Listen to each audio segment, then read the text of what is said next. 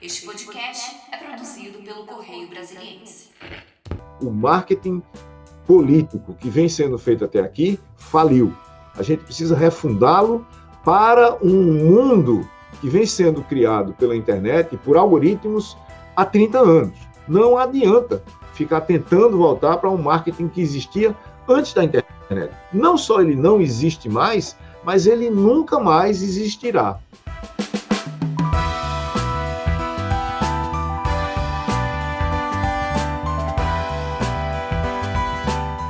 Olá pessoal, sejam todos muito bem-vindos a mais uma edição do podcast do Correio. Essa é uma edição mais que especial, porque temos aqui conosco, apesar de online, temos conosco o professor Silvio Meira. Eu estou acompanhado do meu colega Renato de Souza. Tudo bem, Renato? Tudo bem, Ronari? Olá, pessoal. Esqueci de me apresentar, pessoal. Eu sou o Ronari, apresentei o Renato. Mais importante, né, Renato? Muito mais importante, está apresentado. Bom, pessoal, o Silvio Meira, ele está aqui conosco por uma ocasião especial, mas antes é interessante a gente falar um pouquinho sobre o currículo dele, que é um extenso currículo. Silvio Meira é cientista, professor, empreendedor, e, em geral, é um pensador na área de comunicação, como nossa chefe fez questão de pontuar, né, Renato? Um pensador. Atualmente, ele é professor da Escola de Direito do Rio de Janeiro, da FGV, e professor emérito do Centro de Informática da UFP. Também preside o Conselho de Administração do Porto Digital. A gente vai falar aqui sobre o Porto Digital também.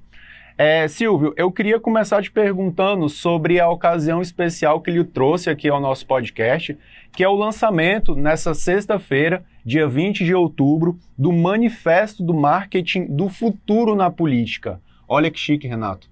O que é que se trata esse manifesto, Silvio? Você está prevendo o marketing político? Olha que é difícil, hein? Ronai e Renato, é um grande prazer estar com vocês aqui. Uma pequena correção, eu já não sou há algum tempo professor, fui com toda a honra da Escola de Direito da FGV no Rio, mas hoje eu sou professor extraordinário da César School no Porto Digital aqui no Recife. E também da Escola de Negócios da Ásia, Asian School of Business em Kuala Lumpur, onde eu sou Distinguished Research Fellow. Mas essa é outra história. Perfeito, ampliou mais ainda o currículo. Teve umas mudanças aí nos últimos tempos, de alguma forma eu acho que essas mudanças não chegaram no currículo que passaram para vocês. Mas veja, Rosário Pompeia, daqui da Alefio, aqui também do Porto Digital, e eu, estamos há algum tempo envolvidos numa cruzada para tentar redefinir o marketing. Marketing, como a gente conhece, o marketing que a gente chama de legado, ele vem de um conjunto de teorias da década de 30, de 40 e de 50, atualizadas ali na década de 60 por McLuhan, do Mail é a Mensagem. Mas, por exemplo, essa teoria dos canais de marketing é de 1948, de Harold Lasswell, e trata basicamente podcast como um canal, rádio como outro canal, e a gente ouve falar isso da televisão ao rádio, aos próprios podcasts, vejam-nos em todos os nossos canais. Na realidade, a gente acredita numa outra articulação. Há muito tempo, quase 30 anos, desde 1995, a gente vem reescrevendo o que eu chamo de reescrever a sociedade em código. Tudo é mediado por algoritmos, tudo. Vocês vão sair daí, vão para casa, vão pegar, ou vão chamar um Uber, ou vão usar o Waze para pegar a rota pelo lugar menos engarrafado, aí vão ouvir um podcast como esse nosso agora, vai ter a sugestão de outro podcast feito por algoritmos. Ou seja, algoritmos empoderam, habilitam, mediam, definem, constrangem nossas vidas. E isso não é uma coisa aleatória. Algoritmos criaram duas dimensões da realidade para nós. A gente tem uma dimensão física, que estava aí nos tempos dos canais de Lasswell, de 1948, né? A teoria de Lasswell é um conjunto de princípios que responde a 5 perguntas, basicamente, né? Quem diz o quê, para quem, em que canal e qual é o efeito dessa, aspas, transmissão de comunicação, porque não tinha canal de retorno, né? Então, a gente tinha o espaço físico. Com o digital conectado, a internet, a chegada da internet, criou o espaço, vamos dizer assim, virtual, o digital conectado, uma dimensão digital do espaço. Com um pouco mais de tempo, né, a gente viu ali aparecer nas primeiras páginas da internet, ali em 1990, 1995, depois a gente deixou de ter linha de escada, a conexão passou a ser constante, né? A gente não precisava estar pagando por tempo, e aí começaram redes sociais. Não só redes sociais de pessoas, mas também de negócios, articulando os negócios em rede. E isso criou uma terceira dimensão do espaço, a dimensão social, onde a gente orquestra, onde a gente articula o que está acontecendo nesse plano físico-digital. Os lugares físicos virtualizados pelo digital em rede. Você tem uma loja na rua, você põe um e-commerce, é a mesma coisa que você botar aquela loja em todo lugar, literalmente, do mundo. Esse espaço, a gente chama do espaço figital. E nesse espaço figital, das dimensões física, digital e social, as coisas não acontecem como canais. E não são trocas de mensagens, são fluxos. São sequências de trocas e interações propositais, porque a gente quer fazer, repetitivas, porque a gente faz muitas vezes, e programáveis, porque tem algoritmos realizando essas trocas e interações, e essas trocas e interações são realizadas em rede, por agentes que são interdependentes. Em rede, a gente é interdependente. E essas interações, essas sequências de trocas e interações, são realizadas sobre plataformas. As plataformas econômicas, políticas e simbólicas da sociedade. Então, a gente vive num mundo de plataformas, a gente conhece muitas delas, né, que habilitam ecossistemas de comunidades.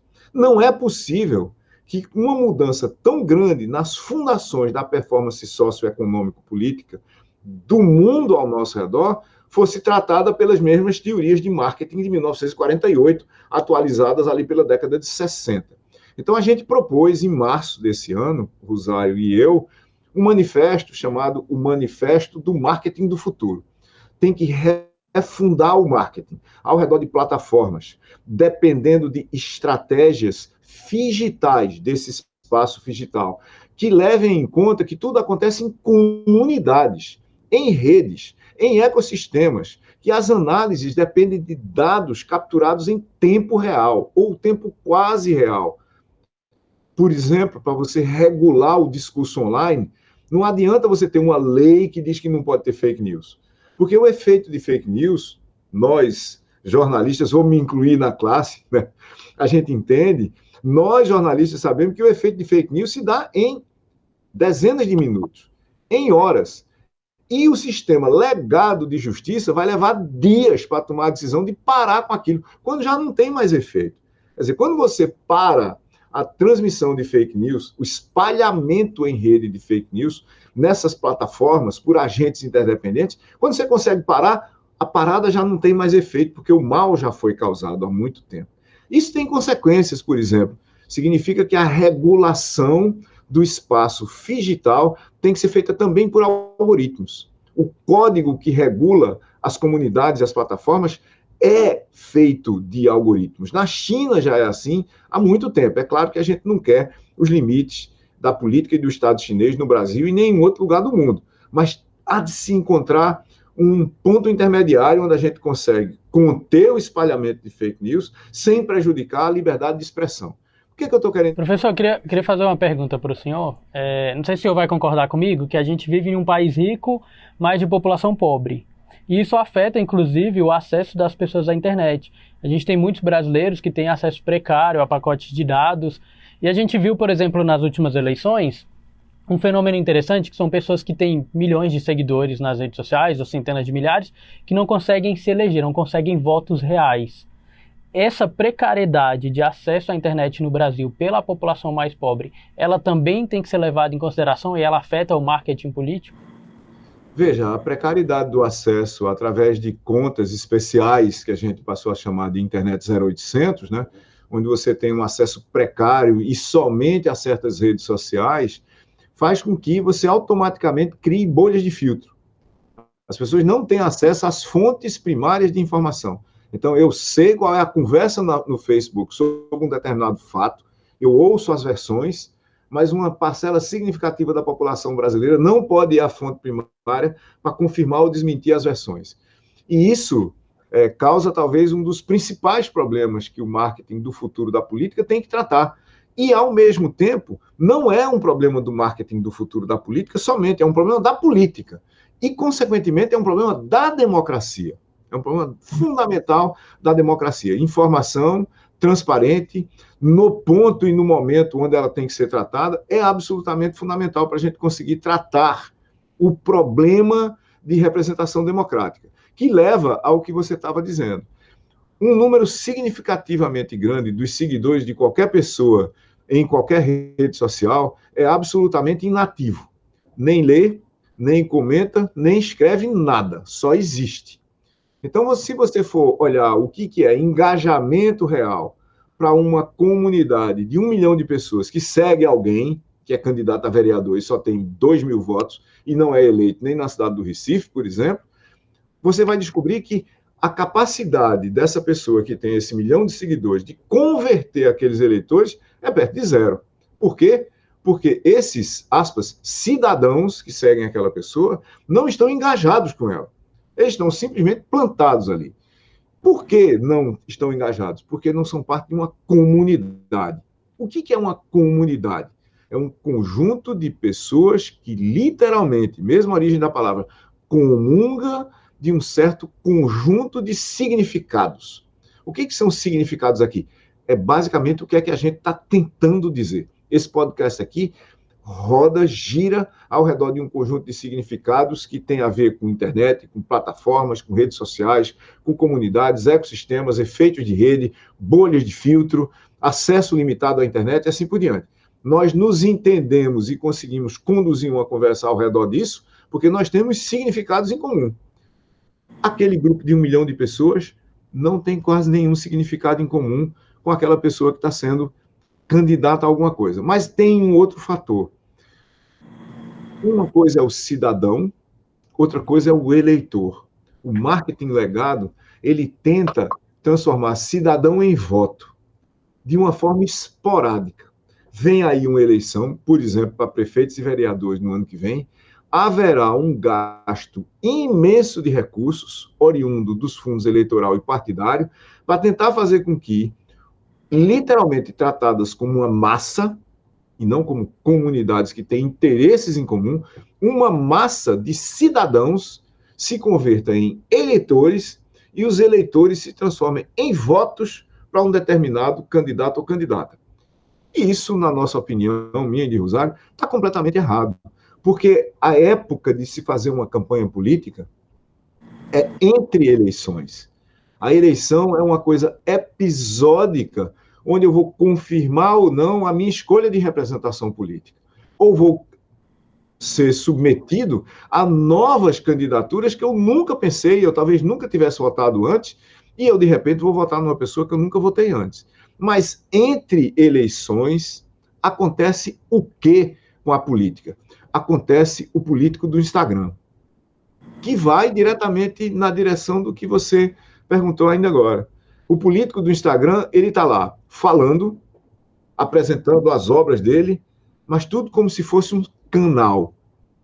Como é que eu consigo falar de volta com ele? Como é que eu consigo discordar do que ele está fazendo? Isso não acontece. E nós estamos propondo que o marketing do futuro da política e também o futuro da política acontece em comunidades. Comunidades que têm propósito, que estão lidando com representantes verdadeiros e transparentes e disponíveis para suas comunidades. Se a gente não vai ter voto distrital misto no Brasil, pelo menos nós poderíamos ter comunidades online às quais o representante é responsabilizado, desculpem. A gente tem que fazer com que quem representa se conecte intrinsecamente o tempo todo durante o mandato com os seus representados, porque essa é uma das fragilidades da democracia. A gente quase já não tem partido no Brasil, que é outro problema que a gente reclama no marketing do futuro da política. Mas a gente tem uma volatilidade muito grande das ligações entre candidatos e partidos, e de mandatos e partidos, e de mandatos e propostas eleitorais.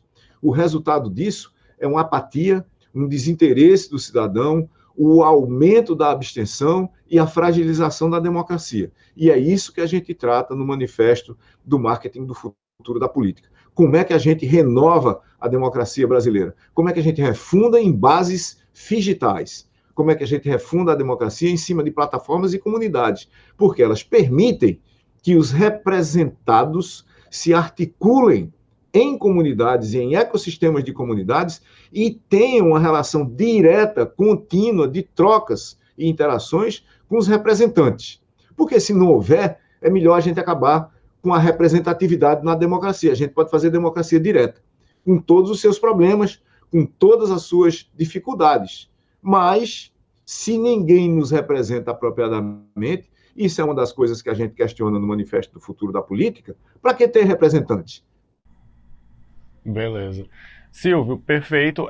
Eu queria voltar um pouquinho no que você estava falando no princípio, desse meio digital e da importância até de existirem algoritmos que possam lidar no combate a fake news e tudo mais.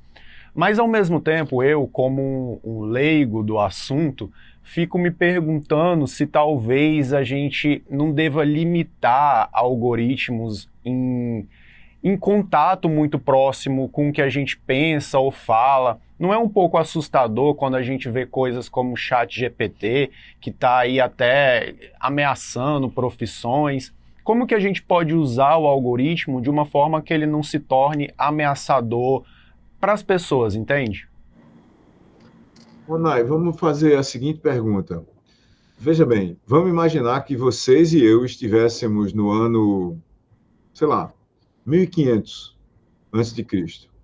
Foi mais ou menos por ali que começou a surgir linguagem como a gente conhece hoje, escrita com símbolos que parecem alfabetos. Até então era cuneiforme, assim por diante, uma coisa de dificílima probabilidade de ganhar escala, como realmente não ganhou, tá certo? Mas se a gente for para uns 3.500 anos no passado, apareceu uma linguagem chamada Linear B, que permitiu que a gente começasse a escrever livros do jeito que a gente começou a escrever. Tá certo? Isso depois virou, obviamente, latim, virou grego e assim por diante. Essa linguagem apareceu, por exemplo, numa ilha grega. E é uma predecessora quase que direta do próprio grego antigo. A gente seria contra ou a favor do aparecimento da linguagem? A favor. Mas Sócrates não era, não. O filósofo. Sabe por que Sócrates não era? Sócrates não era porque ele dizia o seguinte: o aparecimento da linguagem vai fazer com que as pessoas, podendo codificar o que pensam em texto, não precisem mais se lembrar do que pensam. E isso vai fazer com que o cérebro humano define. E, por outro lado, as pessoas que vão poder ler o que os outros escreverem não vão poder prestar atenção ao que o autor verdadeiramente falou e não vão poder questioná-lo para entender melhor o que ele disse. Vão ter que interpretar os livros. Veja, tem toda uma área, por exemplo, de crítica literária e interpretação de texto que vai de prova de Enem à profissão e a mercado. Existe um mercado de crítica literária no mundo. Infelizmente, muito ralo, muito raso no Brasil, na maioria dos casos, com salvo as honrosas e espetaculares exceções que nós temos no país. Quando aparece uma nova tecnologia, a gente sempre tem uma porcentagem muito grande da população, inclusive muito bem informada, que vai dizer o seguinte: a gente tem que parar esse negócio aqui. A gente tem que parar esse negócio aqui porque ele vai ameaçar as profissões. Por exemplo, a gente tem a possibilidade de você gravar reuniões e de usar software, que não era nem inteligência artificial ainda, para você transformar o que nós estamos dizendo aqui nessa conversa em texto. Acabou com o mercado de taquigrafia, né? Que é uma forma particular de escrever texto, em inglês é shorthand, como é que eu compacto a escrita de texto para que pessoas especialistas consigam escrever um debate na velocidade do debate, não percam nenhuma palavra. Né? A gente tinha no mundo inteiro dezenas de milhares, talvez centenas de milhares de taquígrafos para acompanhar reuniões, para acompanhar plenários de congressos e assim por diante, reuniões de partido, sei lá, assembleias de escola, de empresas e por aí vai. Toda vez que surge uma nova tecnologia, a gente devia se perguntar o seguinte: o que é que eu faço com isso? O que isso vai mudar a minha vida? E, muito provavelmente, o que eu preciso aprender para usar isso? Para mim, ChatGPT, que é o representante de uma classe de software, de algoritmos, chamada grandes modelos linguísticos, ela é uma grande máquina de escrever no momento. Ela não pensa, não reflete e não entende. Mas ela é muito boa de fazer uma coisa: prever qual é a próxima palavra, ou a próxima imagem, ou o próximo trecho de uma imagem a partir de um texto de partida. Aí a ideia de ser inteligência artificial gerativa. Ela gera coisas, ela não só analisa dados, ela analisa dados também, mas gera texto.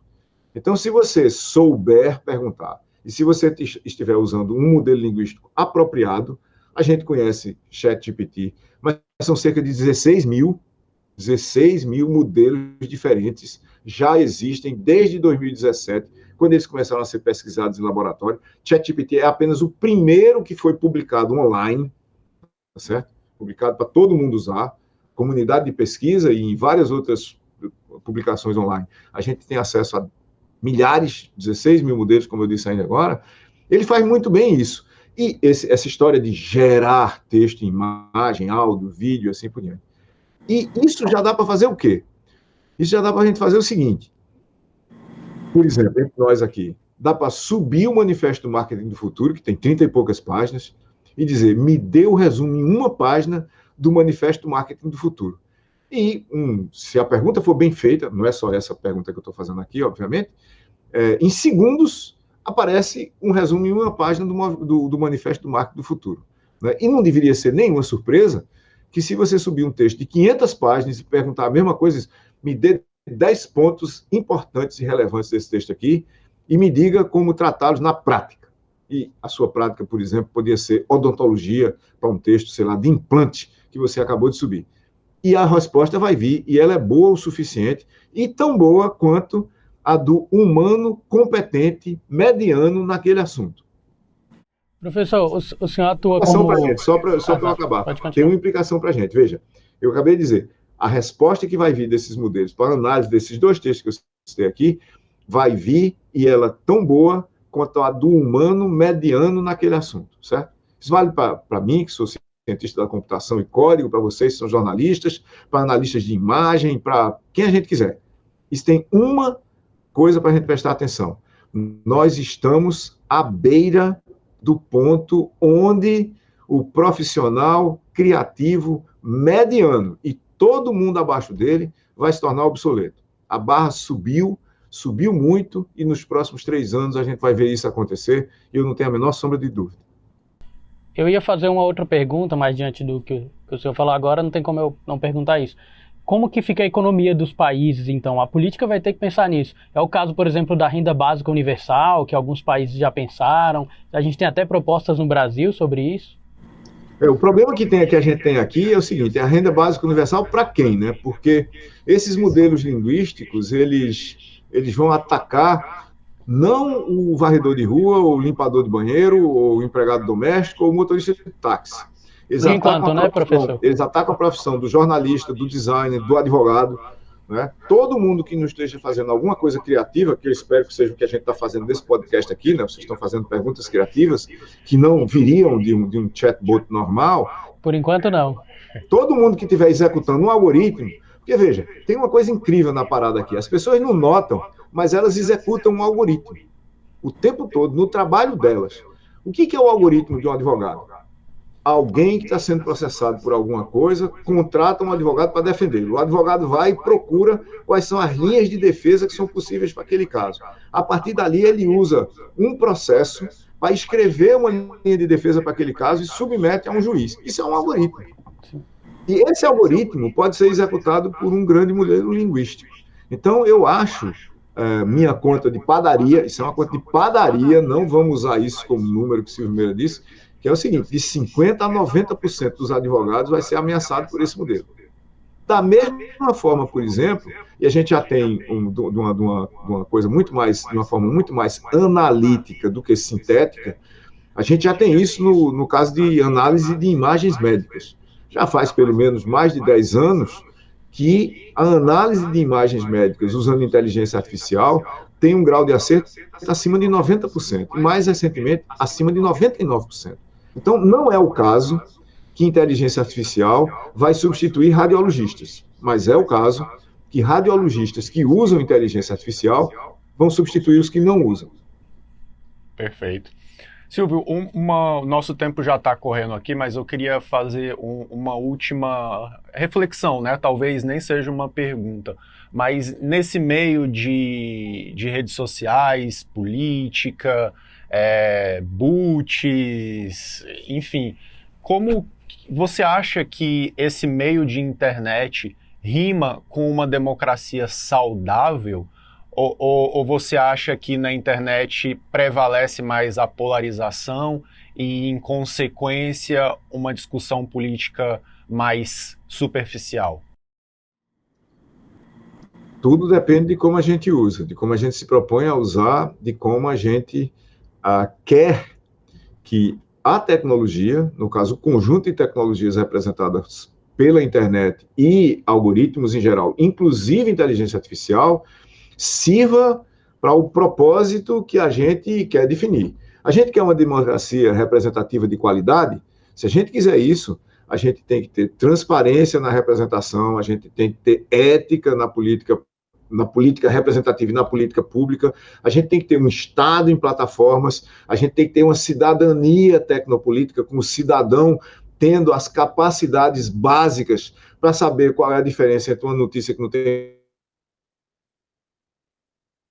uma que tem, para ele ter uma menor probabilidade de ser enganado, ele tem que saber como e através de que ferramentas e plataformas responsabilizar os representantes. Estes, por outro lado, têm que saber usar plataformas e formar comunidades para prestar contas e articular as suas bases, literalmente. Ou seja, tem um potencial absolutamente gigantesco da gente usar internet, algoritmos e inteligências artificiais para fazer desde estratégia de campanha, análise de comportamento de grandes comunidades, de fazer projetos de futuro para países, para cidades, para bairros, para comunidades individuais, se a gente quiser usar e souber usar. Primeiro a gente tem que querer usar, depois a gente tem que saber usar. É possível, mas a gente vai ter que refundar a política, e é isso que a gente está propondo no manifesto do marketing do futuro da política, que é também um manifesto que propõe que se refunde a política para um mundo em rede que vive em plataformas que habilitam ecossistemas de comunidade, onde tudo gira em torno de comunidades em rede. Se a gente ignorar isso, aí algoritmos e internet vão vir só para atrapalhar e para confundir quem já não tem muita certeza do mundo ao seu redor. Além de atuar no marketing político, o senhor também faz parte do conselho de administração de algumas empresas e trabalha essa estratégia na comunicação digital. Existe alguma chave, algum segredo, um ponto em comum para alcançar o sucesso no marketing digital? Veja, primeiro a gente tem que redefinir... Primeiro a gente tem que redefinir o marketing, né? Enquanto o marketing foi baseado em canais, e a gente tiver com o pensamento de omnicanalidade, eu vou fazer as coisas em múltiplos canais, né? A gente está perdendo tempo, porque isso aí não vai resolver os problemas que a gente tem de marketing. O que a gente tem que fazer é começar a pensar em que tipos de plataforma habilitam que comunidades, que estão dentro de quais ecossistemas, conjuntos de comunidades, que são susceptíveis a que efeitos de rede. Efeitos de rede são fenômenos que ocorrem quando o uso ou o consumo de alguma coisa afeta muito mais gente de uma forma positiva, ou seja, se eu começo a fazer alguma coisa aqui, ou ter um pensamento sobre algum tipo de política, de candidatura, de partido, isso vai levar muito mais gente a ter esse mesmo pensamento, ou querer fazer essa mesma coisa. Se a gente conseguir reimaginar o marketing político em termos de plataformas, em termos de comunidades e seus ecossistemas, em termos de efeitos de rede, em termos de conexões verdadeiras entre as pessoas que são representadas e entre elas com as pessoas que as representam, estabelecendo relacionamentos verdadeiros que levam a interações significativas, que fortalecem essas mesmas comunidades e fazem com que elas evoluam e se transformem no tempo. Aí a gente tem um novo marketing da política, porque é isso que o marketing dos negócios está tentando fazer. Ao invés de sair com um produto e oferecer para potenciais clientes, é ir para as comunidades e descobrir que problemas as comunidades têm para procurar produtos para elas. É uma inversão do modelo de negócios de todos os tipos de varejo, de saúde, de construção e assim por diante, de todos os mercados. Se a política ficar perdida no processo de eu tenho um candidato e eu vou pressionar esse candidato em cima de comunidades, de públicos, por exemplo, no marketing legado da política, e achar que eu vou converter cidadãos em eleitores e eleitores em votos, a gente está basicamente perdendo tempo. Pessoas serão eleitas, elas estarão desconectadas da realidade de quem as elegeu, por causa da dispersão dos votos. Isso vai levar a uma descrença cada vez maior na efetividade da democracia representativa e, por conseguinte, fragilizará a democracia como um todo. O marketing político que vem sendo feito até aqui faliu.